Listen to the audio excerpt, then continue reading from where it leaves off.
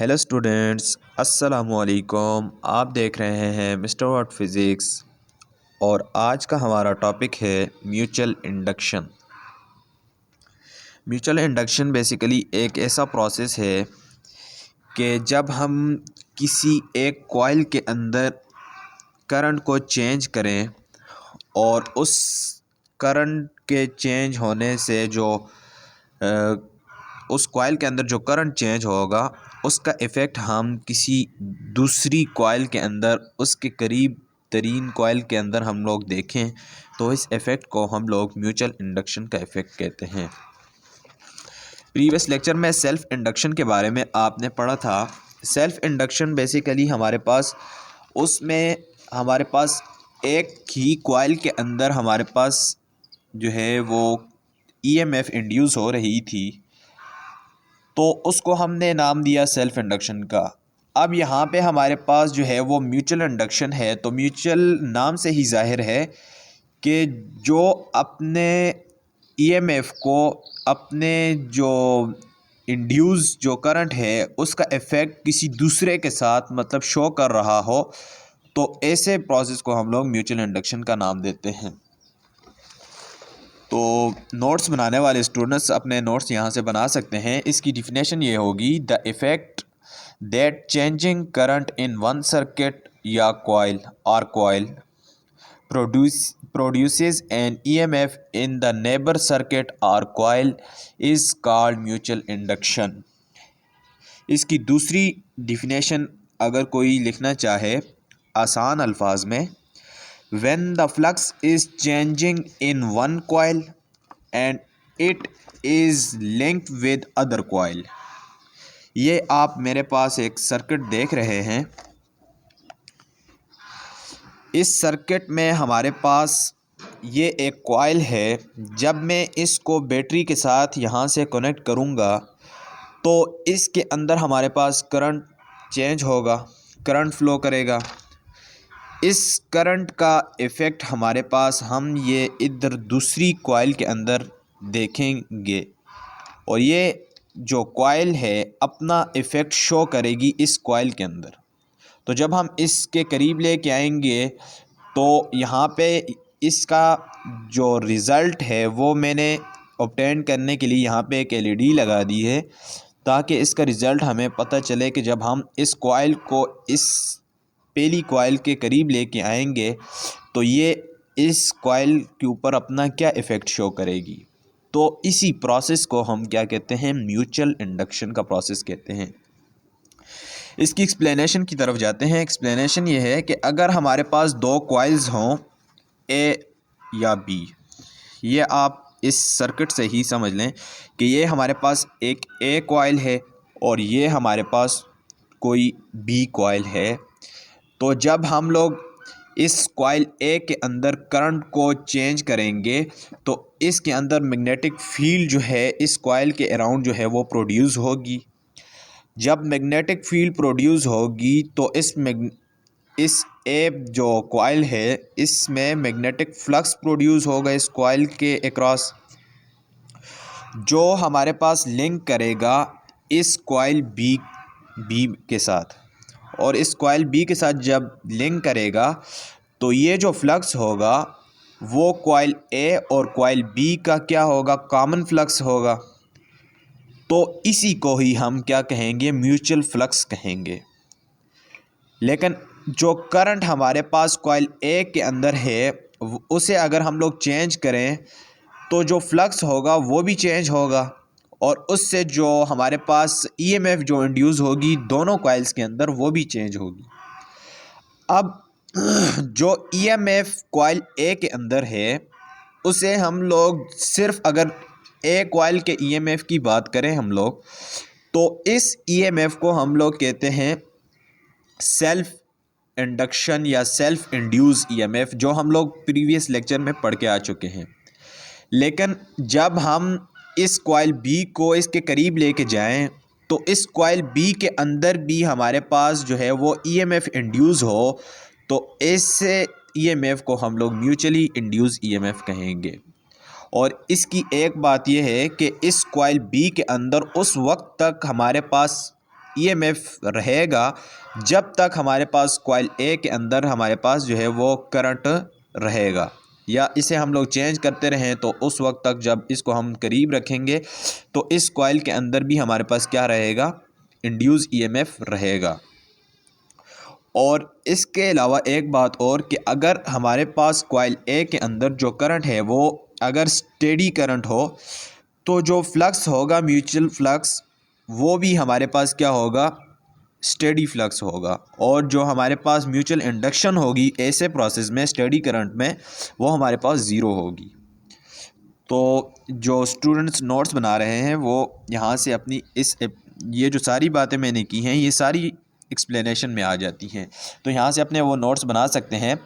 Late us place two coils A and B adjacent to each other when the current flow in the coil A then there will be a magnetic field produced around it.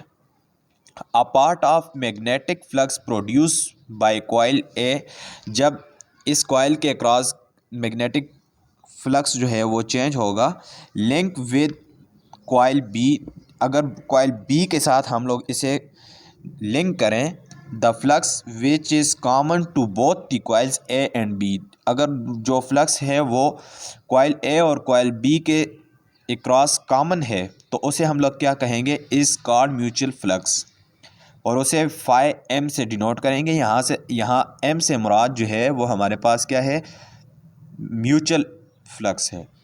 और if a current in coil A and varying current the mutual flux also varies, अगर हम लोग इस coil A के अंदर current को change करेंगे तो हमारे पास जो फ्लक्स होगा वो भी क्या करेगा, चेंज होगा।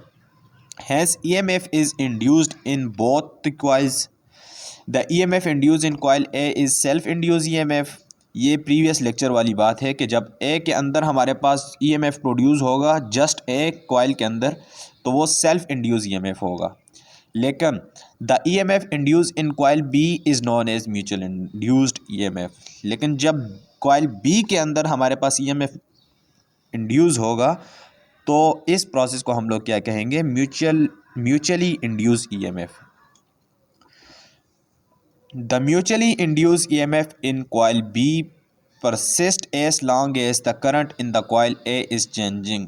इस बी कॉइल के अंदर हमारे पास उस वक्त तक करंट रहेगा जब तक इस कॉइल ए को हम लोग जो है इसमें करंट को चेंज नहीं करते।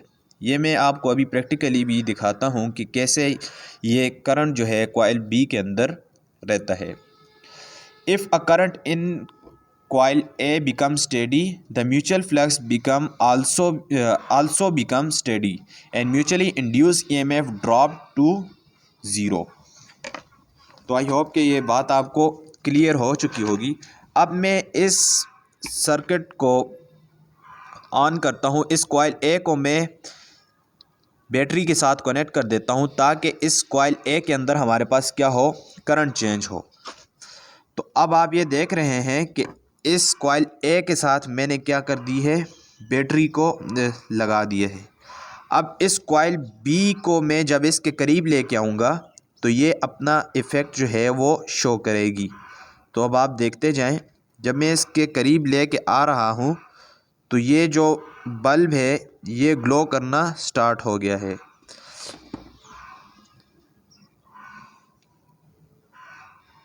ये यहाँ पे लाइट है तो इस वजह से आपको ये ग्लो नज़र नहीं आ रहा। आई होप मैं कोशिश कर रहा हूँ अगर आपको नज़र आ जाए। तो मैंने इस पे एक शॉर्ट बनाई है, एक शॉर्ट वीडियो बनाई है, आप उसे देख लें। मैं डिस्क्रिप्शन में उस शॉर्ट वीडियो का लिंक दे दूँगा कि कैसे ये म्यूचुअली इंड्यूस्ड ईएमएफ रहता है और कैसे ये काम करता है। यहाँ पे ये बल्ब ग्लो कर रहा है लेकिन ये कैमरे में अब आपको दिखाना थोड़ा सा मुश्किल हो रहा है क्योंकि यहाँ पे लाइट की रिफ्लेक्शन हो रही है, लाइट यहाँ पे ज़्यादा है तो इस वजह से। तो मैं डिस्क्रिप्शन में लिंक दे दूँगा, आप इस मॉडल को वहाँ से देख सकते हैं। तो चलते हैं इसकी मैथमेटिकली फॉर्म की तरफ। तो मैथमेटिकली फॉर्म बेसिकली हमारे पास म्यूचुअल इंडक्शन की वो फ्राडे लॉ के ही तरह है। फ्राडे लॉ हमारे पास कहता है कि E is equal to N B into del phi divided by del t. अब ये जो है E इंटू बी जो है ये हमारे पास म्यूचुअली इंड्यूस्ड ईएमएफ है। बी से मुराद जो है वो हमारे पास ये ईएमएफ जो है वो मैग्नेटिक फील्ड का, तो ये हमारे पास किस वजह से है, म्यूचुअली इंड्यूस्ड ईएमएफ। और एन बी से हमारे पास जो मुराद है वो नंबर्स ऑफ टर्न्स हैं। अगर हमारे पास इस कॉइल्स के अंदर जो है वो नंबर्स ऑफ टर्न्स जितने ज़्यादा होंगे तो उतना ही हमारे पास जो है वो ईएमएफ ज़्यादा इंड्यूस होगा। और जो del phi divided by del t है वो हमारे पास rate of change of mutual flux है, कि म्यूचुअल फ्लक्स हमारे पास कितना चेंज हो रहा है, किस रेट से चेंज हो रहा है। तो ये हमारे पास म्यूचुअल इंडक्शन का प्रोसेस था। अब हमारे पास क्या है, म्यूचुअल इंडक्शन क्या चीज़ है उसके बारे में हम लोग बात करते हैं। जैसे हम लोगों ने सेल्फ़ इंडक्शन के बारे में बात की थी कि सेल्फ़ इंडक्शन क्या है, कि वो हमारे पास एक ओपोजिशन है कि जब हमारे पास एक ही कॉइल के अंदर जो है वो क्या हो रहा हो, करंट को चेंज कर रहा हो, तो उसकी कैपेबिलिटी है कि वो जो इंडक्टर है उसे अपोज करता है सेल्फ इंड्यूस ईएमएफ में किसी भी कॉइल के अंदर, तो उसे हम लोग सेल्फ इंडक्टेंस का नाम देते हैं।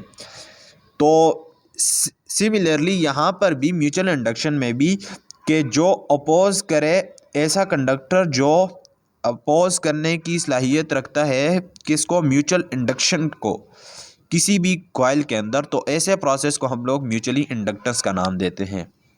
इसकी डिफिनेशन हमारे पास, मैंने इसकी डिफिनेशन 3 तरह से की है, तो आप अपने पास लिखते जाएं। The inertia of a coil towards changing current in a neighbouring coil is called as mutual induction. कि जब हम लोग कॉइल एक कॉइल के अंदर जब हम लोग उस करंट को चेंज कर रहे हैं तो दूसरी कॉइल जो है वो ओपोजिशन शो करे उस ईएमएफ की तरफ, तो उसे हम लोग क्या कहेंगे, म्यूचुअल इंडक्शन। ORR यहाँ पे दूसरी डिफिनेशन मैंने कुछ यूँ की है, the opposition in the second EMF is known as mutual induction. कि जो सेकंड कॉइल है हमारे पास उसके अंदर जो हमारे पास जो ओपोजिशन आ रही है उस ओपोजिशन को हम लोग म्यूचुअली इंडक्टेंस का नाम देते हैं। और यहाँ पे मैंने एक तीसरी डिफिनेशन भी लिख ली है आपके लिए, the ratio of EMF to the rate of change of primary current is known as mutual inductance. कि जो ईएमएफ की जो रेशो है वो प्राइमरी कॉइल के साथ, प्राइमरी कॉइल्स का जो रेट है ईएमएफ में वो हमारे पास क्या है, म्यूचुअली इंडक्शन कहलाता है। वो हम देखते हैं कि वो कैसे उसका रेट बनता है, नीचे इसका प्रूफ बाकायदा करते हैं। तो इसकी एक्सप्लेनेशन भी हमारे पास ये है कि mutually inductions occurs when two coils are placed close together. Mutually induction का प्रोसेस उसी वक्त अकर होगा जब हम दो कॉइल्स को एक दूसरे के करीब रखेंगे। Is such as a way the flux produce by one links to other. जब एक कॉइल के अंदर फ्लक्स को चेंज करेंगे तो दूसरे के साथ उसको लिंक करेंगे। Each coil has its on inductance, तो हर कॉइल की अपनी इंडक्टेंस होगी, जैसे सेल्फ इंडक्टेंस में हम लोग पढ़ के आए हैं। But in addition there is further inductance due to induced voltage produced by coupling. यहाँ पे जो है एडिशन की वजह से हमारे पास एक इंडक्टेंस ज़्यादा हो जाती है। वो किस वजह से, कि जब हम उस कॉइल्स को उसके साथ कपल करते हैं, म्यूचुअल करते हैं, तो उस वजह से भी हमारे पास क्या है, एक इंडक्टेंस जो है वो अकर होती है। When we call this further inductance as mutual inductance. तो उस फर्दर इंडक्टेंस को हम लोग क्या कहते हैं, म्यूचुअल इंडक्टेंस कहते हैं। तो इस म्यूचुअल इंडक्टेंस के लिए अब एक्सप्रेशन फाइंड आउट करते हैं। म्यूचुअल इंडक्टेंस को हम लोग डिनोट करते हैं कैपिटल M से। जैसे हम लोग सेल्फ इंडक्टेंस में हम लोग उसे डिनोट करते आए हैं L से, तो यहाँ पे इसे हम म्यूचुअल इंडक्टेंस को कैपिटल M से हम लोग रिप्रेजेंट करेंगे। तो इसके लिए एक्सप्लेनेशन हम लोग फाइंड आउट करते हैं। फ्राडे लॉ के मुताबिक हमारे पास जो है EB is equal to negative of N into del phi divided by del t. यहाँ पे ये जो नेगेटिव साइन है ये लेंज़ेस लॉ के मुताबिक है, ये आपको प्रीवियस लेक्चर में बात बता दी गई थी। और यहाँ पे ये जो n है इसको अगर मैं इस ब्रैकेट के अंदर ले जाऊँ तो कोई फ़र्क नहीं पड़ेगा, तो इसको मैं ऐसे लिख सकता हूँ। तो अब ये जो है हमारे पास बन गई है E is equal to minus del into N phi divided by delta t. इसे इक्वेशन 1 का नाम दे दें। तो इस इक्वेशन से हमें क्या पता चल रहा है, large the rate of change of current. अगर हमारे पास rate of change of current coil A के अंदर ज़्यादा होगा तो ऐसे में हमारे पास क्या होगा, the greater the EMF induce, तो हमारे पास जो ईएमएफ जो होगा वो ज़्यादा प्रोड्यूस होगा कॉइल बी के अंदर। ये बात आपको यहाँ प्रैक्टिकली मैंने बता दी है, या दूसरे अल्फाज में मैं यूँ कहूँ, in other words mutually induce EMF in coil B is directly proportional to the rate of change of current in coil A, कि जो कॉइल बी के अंदर जो करंट प्रोड्यूस हो रहा है वो किसके डायरेक्टली प्रोपोर्शनल है, कॉइल ए के क्रॉस जो करंट प्रोड्यूस हो रहा है। जितना करंट कॉइल ए के अंदर हम लोग प्रोड्यूस करेंगे उतना ही हमारे पास जो है वो कॉइल बी के अंदर हमारे पास ईएमएफ इंड्यूस होगा। तो यहाँ से हमारे पास एक एक्सप्रेशन बन सकती है कि जो rate of change of current होगा वो कॉइल ए के अंदर, तो उससे हमारे पास ईएमएफ ज़्यादा प्रोड्यूस होगी बी के अंदर। तो ये डायरेक्टली प्रोपोर्शन है, इसे हम लोग मैथमेटिकली ऐसे लिख सकते हैं, E is directly proportion to del I divided by del t. अब यहाँ पे प्रोपोर्शनैलिटी की साइन को हटाएंगे तो हमारे पास जो है वो m लगेगा, और उस m को मैं ब्रैकेट के अंदर लेके चला गया हूँ, एक स्टेप मैंने यहाँ से शॉर्ट कर लिया है, E B is equal to minus del M phi divided by delta t. तो एम आई सॉरी आई है यहाँ पे, तो यहाँ पे जब हमारे पास ये क्वेश्चन मैंने दोबारा यहाँ पे लिख ली है, E B is equal to minus del M I divided by delta t. तो ये बात तो हमें यहाँ से पता है कि जितना कॉइल ए के अंदर करंट चेंज होगा उतना ही कॉइल बी के अंदर भी करंट चेंज होगा। तो ऐसे करंट को हमारे पास म्यूचुअली इंड्यूस करंट कहेंगे। तो उसके लिए जो इक्वेशन बनी है हमारे पास उसे हम लोग इक्वेशन 2 का नाम दे देते हैं। अब जो प्रीवियस इक्वेशन 1 और इस इक्वेशन 2 को हम लोग कंपेयर करते हैं तो यहाँ से हमारे पास जो है वो म्यूचुअल इंडक्टेंस जो है उसका रिलेशन हमारे पास आ जाएगा। तो ये इक्वेशन 2 की राइट हैंड साइड हमने ले ली और इक्वेशन 1 की राइट हैंड साइड ले ली। अब ये डेल टी ये कैंसिल हो गए, तो हमारे पास बच गया m into I is equal to n into phi. अब यहाँ से हमें चाहिए म्यूचुअल इंडक्टेंस, तो म्यूचुअल इंडक्टेंस को हमारे पास m से डिनोट करते हैं। तो m को यहाँ पे अकेला छोड़ दें तो आई को दूसरी तरफ ले जाएं तो हमारे पास इक्वेशन कुछ ऐसी बन जाएगी, m is equal to n into phi divided by I. तो ये हमारे पास म्यूचुअल इंडक्टेंस की हमारे पास एक्सप्रेशन है, इससे हम लोग म्यूचुअल इंडक्टेंस फाइंड आउट कर सकते हैं। अब कुछ फैक्टर्स हैं जो हमारे पास इस म्यूचुअल इंडक्टेंस को इफ़ेक्ट करते हैं, तो उनमें सिमिलरली जैसे हम लोग सेल्फ इंडक्टेंस में पढ़ते आए हैं तो यहाँ पे भी वैसे ही फैक्टर्स हैं। पहला फैक्टर्स है हमारे पास शेप एंड साइज़ आ जाता है कि उसकी शेप किस तरह की है। और साइज़ के बारे में अगर हम लोग शेप से मुराद अगर उसकी जो कॉइल जो है हमारे पास अगर कॉपर की होगी या किसी और मटेरियल की होगी तो हमारे पास उस पे इफ़ेक्ट करेगा, साइज़ पे भी इफ़ेक्ट करेगा। अगर साइज़ हमारे पास जो है वो बहुत ज़्यादा लार्ज है तो फिर हमारे पास जो है वो कॉइल बी के अंदर जो ईएमएफ है वो हमारे पास देखने में मुश्किलात हो सकती हैं। तो दूसरा फैक्टर जो इस पे डिपेंड करता है वो है numbers of turns. Numbers of turns जितने ज़्यादा होंगे उतने हमारे पास हम वो ईएमएफ जो है वो ज़्यादा कॉइल बी के अंदर प्रोड्यूस होगा। और तीसरी बात यहाँ पे डिस्टेंस बिटवीन देम, तो इनके जो दरमियान जो डिस्टेंस है वो भी हमें मेंटेन करना है। जब डिस्टेंस ज़्यादा करेंगे तो हमारे पास जो है वो इंड्यूस ईएमएफ जो है वो हमें देखने को नहीं मिलेगा। और चौथी जो बात है देयर म्यूचुअल इंक्लिनेशन एंगल, इनका जो म्यूचुअली इंक्लिनेशन एंगल है वो भी हमारे पास इस फैक्टर के ऊपर डिपेंड करता है। यहाँ पे इस एंगल इंक्लिनेशन से क्या मुराद है, ये सर्किट है, अगर इस सर्किट की तरफ मैं इसके साउथ पोल की तरफ नॉर्थ पोल को लेके आ रहा हूँ तो ये बल्ब ग्लो करेगा। लेकिन अगर मैं इसको उलट कर दूं यहाँ, तो इसकी मैं अगर ये वाली साइड लेके जाऊंगा तो ये इसके ईएमएफ को क्या करेगा, अपोज करने की कोशिश करेगा, जिसकी वजह से हमारे पास ये बल्ब ग्लो नहीं करेगा। तो ये इनका angle of mutually inclination angle भी हमारे पास क्या करता है, इस म्यूचुअल इंडक्टेंस पे वो डिपेंड करता है। तो हमारे पास ये फैक्टर्स थे, और इसके साथ जो है हमारे पास म्यूचुअल इंडक्टेंस का भी जो यूनिट है वो हमारे पास हेनरी है। सेल्फ इंडक्टेंस का भी यूनिट हमारे पास हेनरी था, और ये म्यूचुअल इंडक्टेंस का जो यूनिट है ये भी हमारे पास हेनरी है।